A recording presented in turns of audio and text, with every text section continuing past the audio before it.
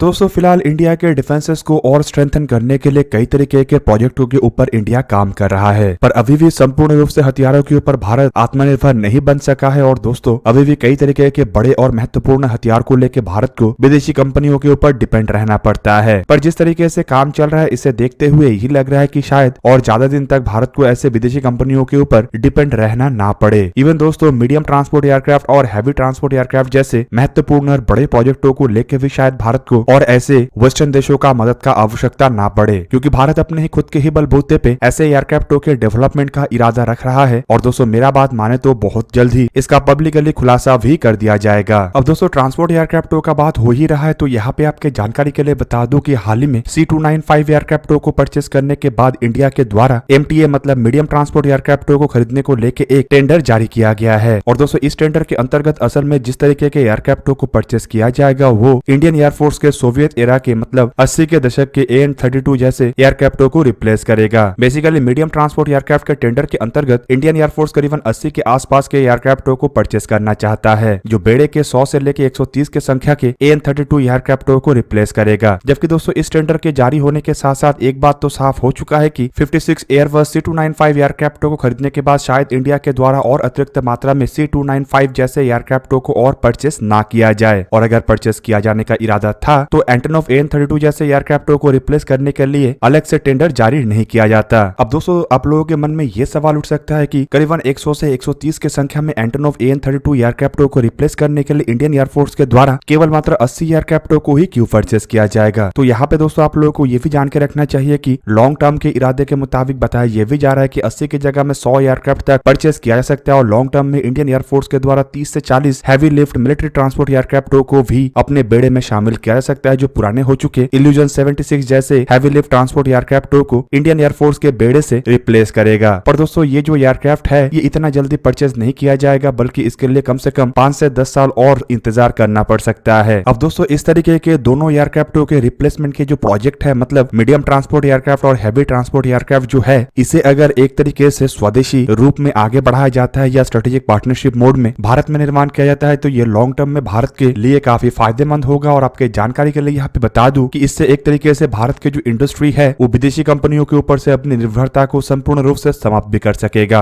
और Indian air force heavy transport और medium transport के मामले में एक तरीके से आजाद भी हो जाएगा। अब दोस्तों इंडियन एयरफोर्स को जिस दो तरीके के एयरक्राफ्टों का आवश्यकता है उनमें एक तरीके का एयरक्राफ्ट तो ऐसा होगा जो C-130J सुपर हर्कुलिस और C-17 ग्लोबमास्टर जैसे एयरक्राफ्टों के दरमियान का हो, मतलब इसका पेलोड क्षमता करीबन 30 टन के आसपास होना चाहिए। और दोस्तों यहाँ पे आपके जानकारी के लिए बता दूं कि जिन मीडियम ट्रांसपोर्ट एयरक्राफ्टों का रिक्वायरमेंट जारी किया गया है वो भी असल में इसी कैटेगरी के अंदर आता है। जबकि दूसरा एयरक्राफ्ट ऐसा होगा जो 70 टन से अधिक पेलोड को कैरी कर सके और इंडियन एयरफोर्स में इल्यूजन 76 एयरक्राफ्टों का जगह ले सके और C-17 ग्लोबमास्टर के साथ सप्लीमेंट के रूप में काम कर सके। अब दोस्तों इस तरीके के एयरक्राफ्टों के डेवलपमेंट का एक आइडिया भारत जापान से भी ले सकता है। जापान के कावासाकी कंपनी की तरफ से कावासाकी C1 और कावासाकी C2 जैसे मिलिट्री ट्रांसपोर्ट एयरक्राफ्टों को जिस तरीके से डेवलप किया गया है भारत को भी अपने मीडियम ट्रांसपोर्ट एयरक्राफ्ट और हैवी ट्रांसपोर्ट एयरक्राफ्टों के ऊपर उसी तरीके से काम करना चाहिए। दोस्तों यहाँ पे आपके जानकारी के लिए बता दूं कि कावासाकी C1 और C2 दोनों एयरक्राफ्टों को ही जापान की तरफ से बड़े मात्रा में इंडिजीनियस टेक्नोलॉजी और कंपोनेंटों के साथ बनाया गया है। इससे एक तरीके से आप कह सकते हैं कि जापान काफी हद तक ट्रांसपोर्ट एयरक्राफ्टों के मामले में इंडिपेंडेंट हो चुका है, जबकि इन एयरक्राफ्टों को डेवलप भी जापान की तरफ से स्टेप बाय स्टेप तरीके से किया गया है, जिसमें सबसे पहले कावासाकी C1 को एक 8 टन पेलोड लेने वाले एयरक्राफ्ट के रूप में बनाया गया, जबकि बाद में इन एयरक्राफ्टों के ही डिजाइन का इस्तेमाल करके एक तरीके से आप कह सकते हैं कि कावासाकी C1 के एक बड़ा वर्जन कावासाकी C2 को बनाया गया है जो कि 30 टन से 32 टन तक पेलोड को कैरी करने में सक्षम है। अब दोस्तों इसके अलावा अगर देखा जाए तो इन एयरक्राफ्टों को डेवलप करने के साथ साथ एक संभावनाओं को भी रखा गया है, जिससे कि इन एयरक्राफ्टों के डिजाइन और डेवलपमेंट के बेस पे जापान एक 60 टन के एयरक्राफ्ट तक को डेवलप कर सके। अब दोस्तों जापान जैसे देश जो कि एक समय काफी बड़ा मिलिट्री पावर था, लेकिन द्वितीय विश्व युद्ध में सरेंडर के बाद हथियारों के मामले में संपूर्ण रूप से अमेरिका के ऊपर डिपेंडेंट हो गया था, वो अपने 70 साल के इस डिपेंडेंसी को हटाने के लिए अगर एयरक्राफ्टों का डेवलपमेंट कर सकता है तो भारत के लिए भी अपने बड़े मात्रा का रिक्वायरमेंट को पूरा करने के लिए ऐसे एयरक्राफ्टों के डेवलपमेंट के तहत आगे बढ़ना चाहिए। दोस्तों यहाँ पे आप लोगों को यह भी जान के रखना चाहिए कि जापान का फिलहाल रिक्वायरमेंट काफी कम है, लेकिन फिर भी जापान की तरफ से ऐसे एयरक्राफ्टों का डेवलपमेंट किया गया है। अगर कावासाकी C1 एयरक्राफ्टों को ही देखा जाए तो जापान की तरफ से केवल मात्र ऐसे 31 एयरक्राफ्टों का ही निर्माण किया गया है, जबकि दूसरी तरफ कावासाकी C2 एयरक्राफ्ट ने साल 2016 में बेड़े में प्रवेश करने के बावजूद बावजूद केवल मात्र इन एयरक्राफ्टों का 15 ही वर्जन को निर्माण किया गया है, जबकि टोटल 22 एयरक्राफ्टों को निर्माण करने का इरादा है। मतलब कम आवश्यकता होने के बावजूद अगर जापान अपने डिपेंडेंसी को घटाने के लिए एयरक्राफ्टों का डेवलपमेंट कर सकता है तो भारत के लिए तो ये अति आवश्यक है, क्योंकि भारत का रिक्वायरमेंट जापान से काफी अधिक है। हालांकि अगर दोस्तों देखा जाए तो विदेशी ट्रांसपोर्ट एयरक्राफ्टों के ऊपर से निर्भरशीलता को कम करने के लिए भारत की तरफ से अपना पहला कदम को बढ़ा दिया गया है। ये कदम है C295 एयरक्राफ्ट। आप सब लोगों को पता ही होगा कि C295 एयरक्राफ्ट असल में एक हल्के वजन के ट्रांसपोर्ट एयरक्राफ्ट है और दोस्तों यही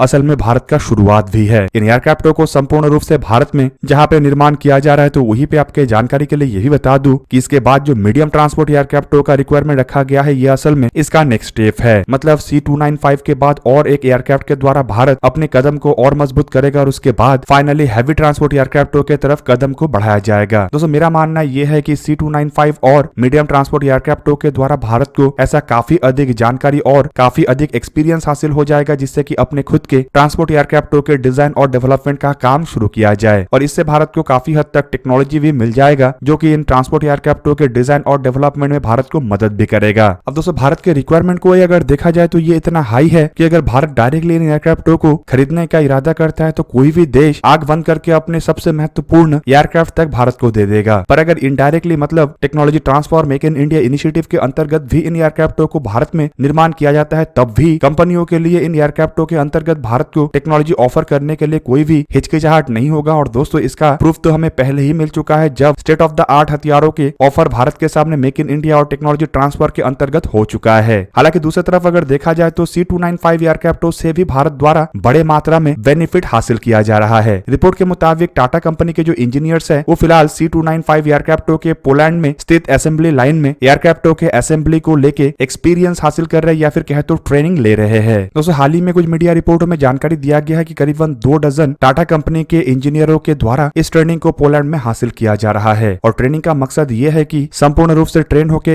इंजीनियर भारत आके भारतीय अन्य इंजीनियरों को जहाँ पे ट्रेनिंग दे सके, तो वहीं पे भारत में C295 एयरक्राफ्टों के असेंबली को भी अंजाम दे सके। अब दोस्तों इस तरीके के ट्रेनिंग से भारत के जो मैन फोर्स है उसमें एक्सपीरियंस आएगा और दोस्तों इस एक्सपीरियंस का इस्तेमाल भी भारत अपने खुद के ट्रांसपोर्ट एयरक्राफ्टों के डेवलपमेंट में कर सकेगा। दोस्तों यहाँ पे आप लोगों को यह भी जान के रखना चाहिए कि ओरिजिनल कॉन्ट्रैक्ट के मुताबिक 16 एयरक्राफ्ट डायरेक्टली भारत के द्वारा एयरबस स्पेस फैसिलिटी से परचेस किया गया है, जबकि बाकी के 40 एयरक्राफ्ट संपूर्ण रूप से भारत में ही बनेगा। और यहाँ पे दोस्तों आप लोगों को यह भी जान के रखना चाहिए कि 16 एयरक्राफ्टों में से पहले एयरक्राफ्ट तैयार भी है और इसका इंजन रन को भी हाल ही में ही अंजाम दिया गया। इन 16 एयरक्राफ्टों में से पहला एयरक्राफ्ट इसी साल सितंबर महीने में जहाँ पे भारत को मिलेगा, तो वहीं पे बाकी एयरक्राफ्टों को भारत को आने वाले 18 महीने के अंदर डिलीवर किया जाएगा। और दोस्तों इन 18 महीनों के अंदर गुजरात में स्थित टाटा एयरबस के फैसिलिटी को भी तैयार किया जाएगा और आखिरी एयरक्राफ्टों के डिलीवरी के साथ भारत में भी एयरक्राफ्टों के असेंबली को शुरू कर दिया जाएगा। हालांकि दोस्तों अगर देखा जाए तो C295 कोई पहला ऐसा एयरक्राफ्ट नहीं है जिसे भारत निर्माण करने का प्रयास कर रहा हो। इससे पहले संपूर्ण इंडिजीनियस तरीके से एयरक्राफ्टों के निर्माण के ऊपर प्रयास चलाया गया था, जिसे हम आज सारस एयरक्राफ्ट के नाम से जानते हैं। हालांकि ये जो एयरक्राफ्ट है ये एक तरीके से सफल है, लेकिन ये भारत की आवश्यकताओं को पूरा करने के लिए काफी नहीं है। इसके मार्क 2 वर्जन के ऊपर भी काम हो रहा है और जल्द ही मार्क 2 वर्जन तैयार होने के बाद एक तरीके से आप कह सकते हैं कि डोनियर एयरक्राफ्टों के साथ सारस एयरक्राफ्ट भी एकत्रित रूप में इंडिया के लिए अपना सेवा देगा। दोस्तों आप लोगों को क्या लगता है कि मीडियम ट्रांसपोर्ट एयरक्राफ्ट और हैवी ट्रांसपोर्ट एयरक्राफ्टों को भारत इस तरीके से डेवलप कर पाएगा कि नहीं, और विदेशी कंपनियों के ऊपर से डिपेंडेंसी को भारत हटा पाएगा कि नहीं? कमेंट करके जरूर बताइए। दोस्तों आज का वीडियो यही पे ही करते हैं समाप्त। किसी और एक दिन किसी और एक वीडियो मिलेंगे, तब तक के लिए जय हिंद, वंदे मातरम।